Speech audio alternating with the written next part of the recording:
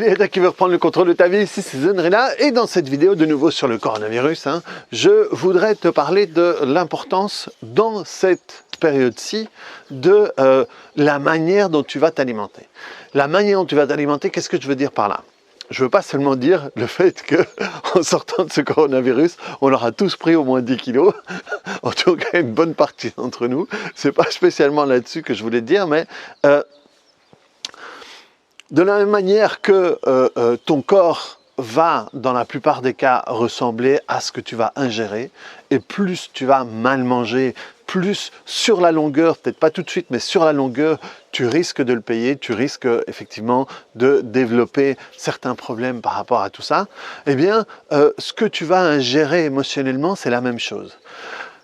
Il y a une image que j'utilise souvent, c'est t'alimenter, c'est ce que tu vas mettre dans ton Netflix interne et dans ta radio interne. Donc, Netflix, c'est une des sociétés à qui le coronavirus va le plus favoriser. Tout le monde parle des séries, des mises à jour, de ce qu'on a vu. Tiens, quelles sont les séries que tu as vues et que je n'ai pas encore vues. Mais ton Netflix interne, c'est l'écran que tu as à l'intérieur de toi. Il y a un truc que je t'ai répété plusieurs fois, c'est qu'en réalité, tu ne vis pas la vie telle qu'elle est, tu vis la vie telle que tu la vois. Ou tu la vois, tu la sens, tu l'entends selon le canal que tu vas utiliser, mais la vie, elle n'est pas telle que tu la vis toi. Pardon, je vais rephraser ça pour être plus clair. Tu ne vis pas la vie telle qu'elle est, tu vis la vie telle que toi, inconsciemment, tu décides de la vivre. Comme je te disais dans une vidéo précédente, par exemple, cette situation-ci de confinement, ça peut être pour certains un problème, pour certains ça peut être une opportunité. Pour certains ça peut être un problème parce que, par exemple, moi, je perds, en tout cas, c'est pas que je perds beaucoup d'argent, mais il y a beaucoup d'argent que je ne fais pas pour le moment. J'ai des semaines où j'ai 2 clients, des fois j'en ai 4, alors que moi, généralement, voilà, j'en fais 3 par jour. Donc c'est une rentrée importante qui n'est pas présente pour le moment. Donc, sans compter que j'ai un cours qui a été annulé, un cours c'est 15 personnes qui payent leur machin et tout, donc c'est aussi, il y a de l'argent que je n'ai pas gagné par rapport à tout ça. Et donc, objectivement, on pourrait voir ça comme un problème.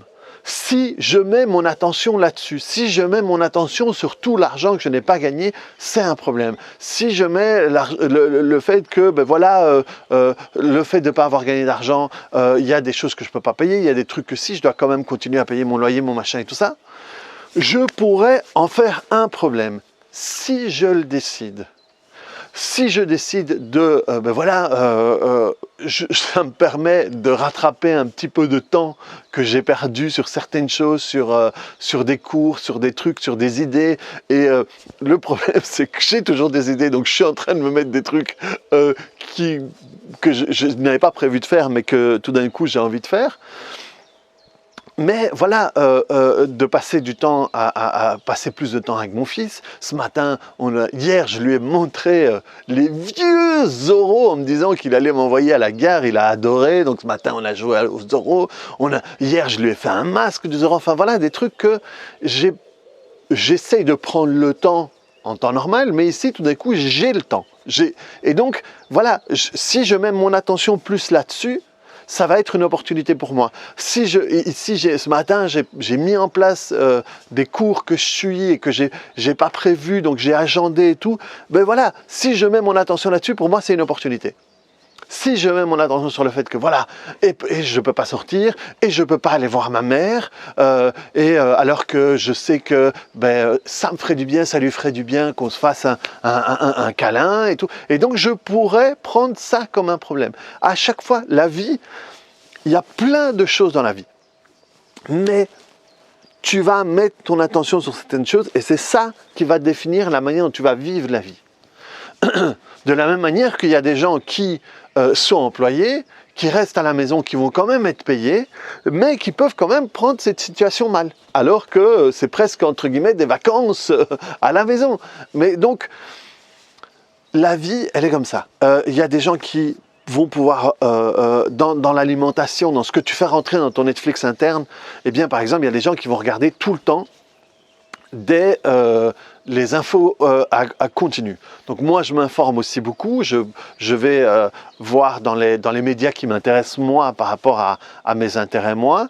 Et je fais un peu plus attention que d'habitude, effectivement, aux morts, aux malades, aux machins, à comment ça évolue là, quels trucs ont été pris, mais en gardant de la distance. Mais donc, les gens qui font ça constamment peuvent se dire, ça y est, c'est la fin du monde. C'est la fin du monde parce que tu vois le nombre de gens qui meurent et tout ça.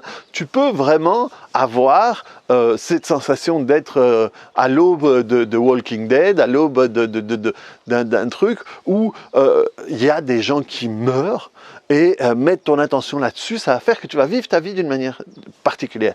Mais donc, je te donne plein d'exemples ici de personnes qui extérieurement vivent la même chose que nous. Mais là, du coup, c'est pour te démontrer ça, c'est que tu ne vis pas la vie telle qu'elle est, tu la vis telle que toi, tu décides de la voir, consciemment ou inconsciemment. Moi c'est à la fois conscient et inconscient. Consciemment, je me dis, ok, je vais en profiter, j'ai pas le choix, je vais en profiter, et inconsciemment, parce que ça fait des années que je travaille pour tout ça, et donc j'ai plutôt tendance à voir ce qui peut... comment prendre la situation pour que ça m'apporte certaines choses. Par contre, quand on n'a pas l'habitude de ça, quand on a l'habitude de faire du drama constamment, eh bien, on va prendre plein de détails pour créer du drama. Ou, je sais pas moi, moi je vois sur Facebook, je sais pas, ma famille au Pérou, je vois la femme d'un cousin de ma femme qui fait du drama sur tout, sur les gens qui sortent quand même, sur les trucs ici, sur les trucs qui ça, et alors avec ma femme on se dit, oh, mais elle est enceinte, c'est le genre de truc qu'elle doit pas faire, soit. Mais donc elle est dans le drama tout le temps. Et parce qu'elle a décidé d'être dans le drama.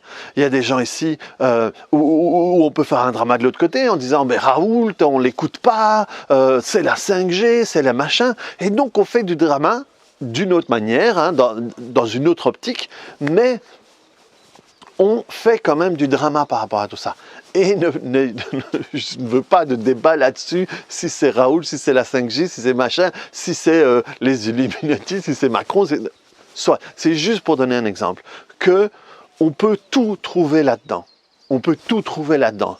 Il y a des couples qui vont se retrouver, qui vont retrouver un nouvel amour. Il y a des couples qui vont se retrouver et qui vont divorcer. Et ça, c'est la preuve que finalement, ce qui compte, c'est pas l'extérieur. C'est ce que toi, tu en fais. Donc, tu ne vis pas la vie telle qu'elle est. Tu vis la vie telle que tu décides de la vivre, telle que tu la vois, telle que tu la sens. Et ça, c'est important. Et donc, avec quoi tu vas t'alimenter? La base de mon boulot, moi, c'est aider les gens à reprendre le contrôle de leur vie. Comment est-ce que tu perds le contrôle de ta vie? Eh bien, tu vas avoir une création mentale à l'intérieur de toi. Et cette création mentale va faire que tu vas te sentir d'une manière X ou Y. Exemple simple, une phobie, une araignée, avec un événement traumatique avec l'araignée, eh bien, j'ai dans ma création mentale le fait que les araignées sont dangereuses, qu'elles peuvent tuer parce que j'ai vu Arachnophobia, parce que j'ai vu un reportage où il y a un type qu'on l'a piqué, il avait la main comme ça et tout. Et donc pour moi l'araignée c'est ça. Et donc à chaque fois que je fais l'araignée, j'ai cette perception mentale et je vais sentir l'envie de crier, l'envie de partir en courant, la gorge qui se noue, la poitrine qui se tord, le ventre qui se tord, etc., etc., etc. Et donc, le fait d'aller travailler sur cette création mentale va faire qu'on va pouvoir se sentir différemment. C'est la base de mon boulot. Et donc, cette création mentale, c'est dans ton Netflix interne. Dès que tu projettes cette image dans ton Netflix interne, tu vas générer les sensations associées à ça. Ce qui doit être sur ton Netflix interne, ça peut être la réalité, comme ça peut être une série inventée de A à Z comme tu regardes sur Netflix. Je veux dire par là que ça peut être la vérité, ça peut être, je sais pas moi, j'ai vu quelqu'un tuer quelqu'un d'autre, c'est la réalité, ou ça peut être va tous crever et il va y avoir des zombies partout et j'ai peur des zombies. Alors que des zombies, jusqu'à présent, on n'en a jamais vu. C'est que dans les films. Mais donc, ou un autre exemple plus parlant, c'est, voilà, j'imagine que mon conjoint me trompe et je l'imagine avec la fille ou le garçon du bureau occupé à faire ça sur la photocopieuse. Ce n'est peut-être jamais arrivé et je me suis fait un film et je me sens par rapport à ce film que je me suis créé. Ton inconscient, il ne fait pas la différence entre ce qui est vrai ou ce qui est faux. Dès que ça passe dans ton Netflix interne, c'est bon pour lui. Dès que ça rentre dans ta radio interne, c'est bon pour lui. Et donc, c'est vraiment important de voir à partir de quoi tu vas t'alimenter aujourd'hui. De nouveau, est-ce que tu vas regarder les trucs en continu? Est-ce que tu vas... Tu sais, c'est souvent un truc que je dis sur le terrorisme, mais on peut le dire ici. Pour te rendre compte qu'une situation est sérieuse et qu'il est important de rester chez toi, tu n'es pas obligé de voir les corps par terre. Quand il y avait les attentats,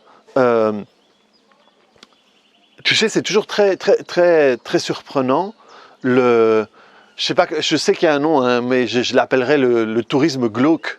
Parce que je ne sais pas comment l'appeler différemment, mais souvent quand il y a un accident ferroviaire, un accident, il y a des gens qui vont aller pour voir ça.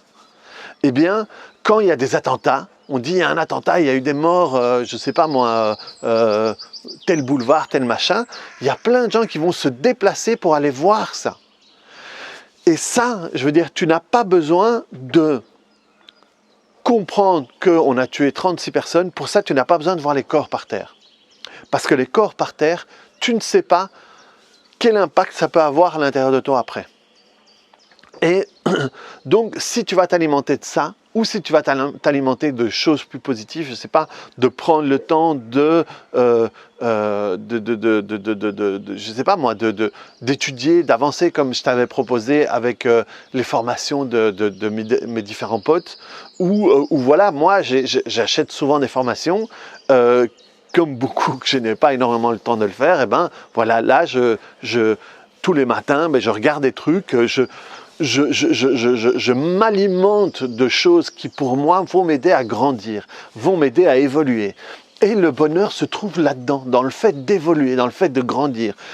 Ici, je suis triste que mon neveu ne puisse pas venir parce qu'on a dit qu'on allait faire un potager. J'aimerais beaucoup pouvoir, c'est lui qui sait comment on fait, parce qu'il a une technique particulière.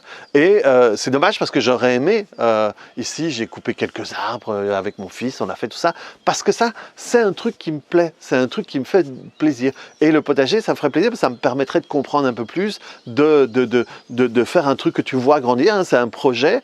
Et donc quand tu es dans un projet, tu t'alimentes de trucs qui vont t'apporter quelque chose de positif. Par contre, si tu es constamment dans les trucs, constamment dans les chiffres, constamment dans l'opposition entre la version officielle et la non officielle, et te bouffer, parce que je dis ça parce que moi je suis quand même un peu là-dedans, mais je parviens à prendre de la distance. Mais avant, je sais que j'aurais pas pris de la distance et j'aurais été à fond dedans, et j'en aurais parlé, je sais qu'on m'a envoyé plein de groupes, j'aurais été dans les groupes, j'aurais discuté, je me serais engueulé avec des gens, et tout ça c'est de la malbouffe. C'est de la malbouffe. Tu ne vas pas... C'est de la malbouffe dans le sens où parfois tu vas devoir prendre un aliment ou un médicament qui va avoir un goût dégueulasse, mais qui va te faire du bien après. Il y a d'autres trucs qui ont un goût dégueulasse, ou qui ont un meilleur goût, mais qui ont un impact dégueulasse sur toi, mais au bout du compte, qui ne t'apportent rien. Je sais pas moi, dans le temps, je prenais des médicaments, quand j'avais mes problèmes de thyroïde, je prenais des médicaments, et je me souviens que cette pilule, elle était super amère, donc il fallait absolument pas que ça touche ma langue, parce que c'était vraiment très amer. Et donc, j'ai appris une technique pour pouvoir gober mes aspirines, mais je les prenais en sachant que ça allait me faire du bien. ou en tout cas que j'allais pas aller mal, parce que si je les prenais pas, les périodes de ma vie où je les ai pas pris, ben, j'ai commencé à avoir des crises. Et donc là, ça avait un sens. Quand je prends mes douches froides, c'est pas agréable du tout, mais je sais que ça me fait du bien. Il y a des trucs, je sais pas moi, prenons McDo, ça peut avoir un goût ok, parce que voilà, on va pas se cacher, hein, c'est pas non plus un super goût, c'est pas un...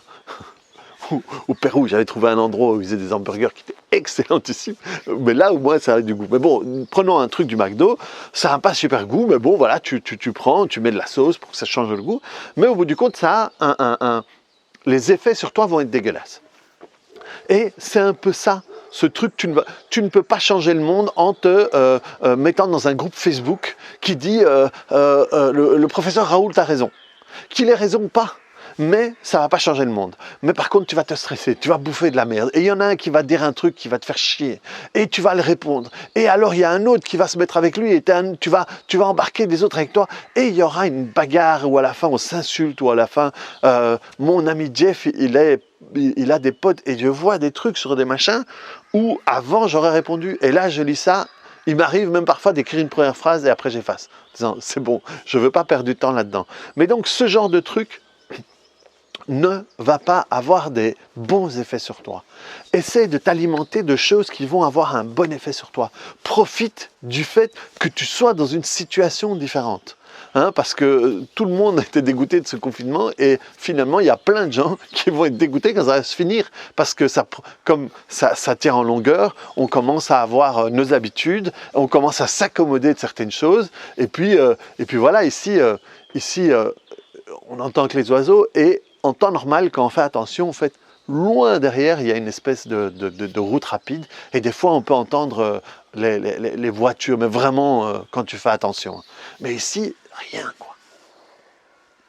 Sauf les oiseaux, les corbeaux, les machins. Et à un moment, ben voilà, le truc va revenir, il y aura quelques voitures qui vont repasser vers le manège là-bas, le machin et tout. Et recommencer dans un rythme, l'école, ce machin, sortir. Et finalement, ce confinement, moi, je commence à trouver ça sympa. Et parce que tu prends tes habitudes. Et surtout, je fais quasiment que des trucs qui me plaisent, qui me font du bien. Donc, c'est important de te rendre compte, ok, dans cette période particulière, qui doit, d'une certaine manière, par la force des choses, nous amener à faire les choses différemment. Est-ce que je ne pourrais pas les faire différemment, mais pour que ça aille dans un bon sens pour moi. Étudier, virer des trucs stressants, passer du temps de qualité avec les gens que j'aime. Et aussi simplement parce que je ne vois pas ma mère, mais tous les jours, ou presque tous les jours, je l'appelle, et plus que je ne l'appelle d'habitude.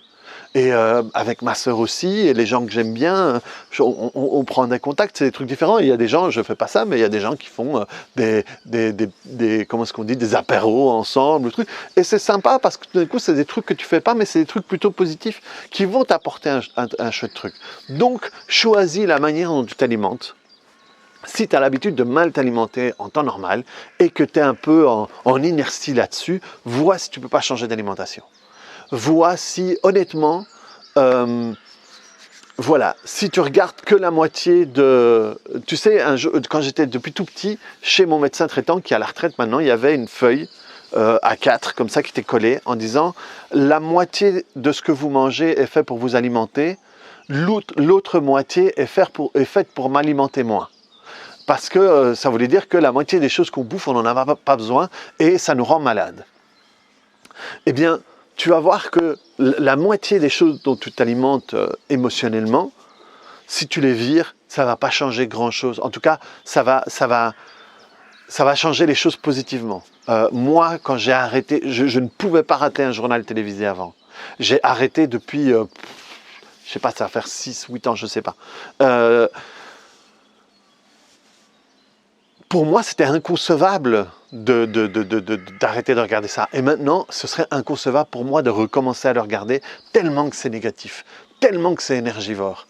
Donc, vois, toi, ok, ça me stresse, ça, quand je le termine, je suis de mauvaise humeur, ça, quand je le termine, ma femme ou mes enfants m'énervent plus, ok. si j'arrêtais de le prendre, est-ce que ça changerait vraiment ma vie? Rappelle-toi du rapport 90-10. Il y a 10% de ton stress qui est dû à ce qui arrive. 90-90% est dû à ce que tu en fais dans ta tête. Élimine un peu ça pour voir si tu ne peux pas mieux t'alimenter. Donc voilà, reprends le contrôle de ta vie. Cette vidéo est très longue, alors clique longuement sur le bouton j'aime. De toute façon, on a plus le temps maintenant. Et mets-moi un petit commentaire là-dessus et on se voit bientôt sur une autre vidéo. Allez, salut!